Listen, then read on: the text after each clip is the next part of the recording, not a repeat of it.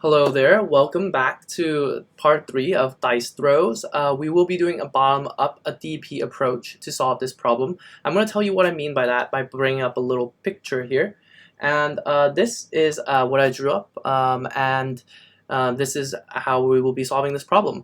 First of all, we will be using one single row of all the way up until total to figure out how many ways there are to get to our total number. Our total number, let's say for this problem, is 7. And the first die, we're going to populate that by just populating all the first 6 faces, or up until the total, because we don't want to do it memory out of bounds. But what we have here is that we will be setting 1 through 6 as 1 for the first item. And for the second item, what we will be doing is adding up the total minus all the face and every item minus the face. We sum that up and we get 6. We have 6 ways to get to 7 with 2 dice. With 6 we get 5, with 5 we get 4, 3 we get 2. 3 we get 2 ways, as you can see, and with 2 we get 1 way, which lines up with our line of thought. You cannot, there's only 1 way to get 2 with 2 dice, and there's no way to get 1 with 2 dice. So on and so forth. With a 7, with a 3 dice, there are 15 ways because we can add up 5, 4, 3, 2, and 1. And 0. That's what we're going to do, because we have to add it up according to our algorithm, but we're going to get 15.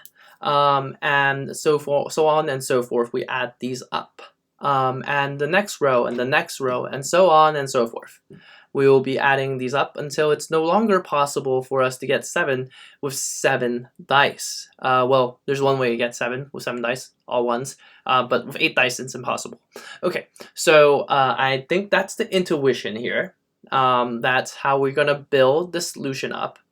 And you might be wondering, why would this work?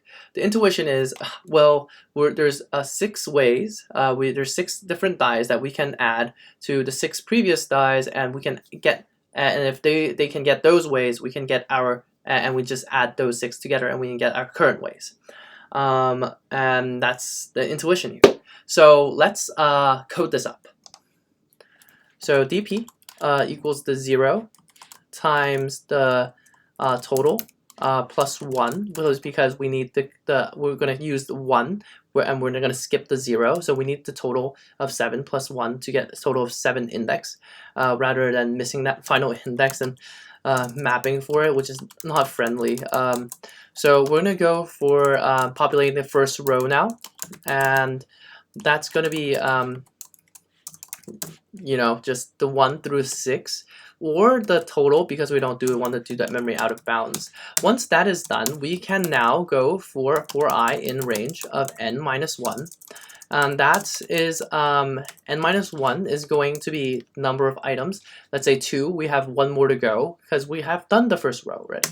So for j in range, now what we're going to do is that we're going to take every item in the total, and we're going to populate these values. So dp of j, this current number, is equal to be the sum of the previous 6 numbers. So for f in range of 1 through faces, plus 1, if j minus f is greater than or equal to 1, because we don't want to do an index out of bounds.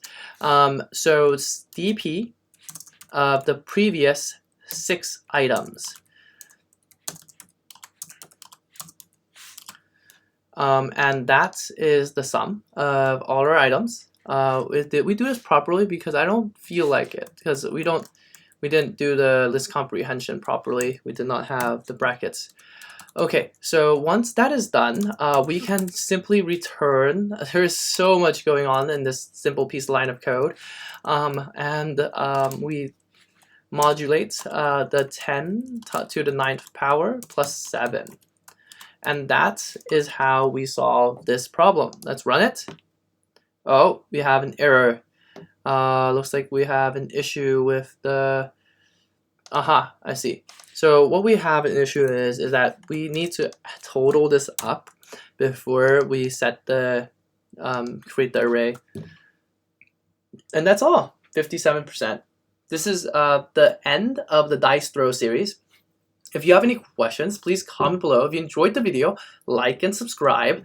And if you want more videos, check out the link in the description below. Well, thank you very much, and I'll see you in the next one.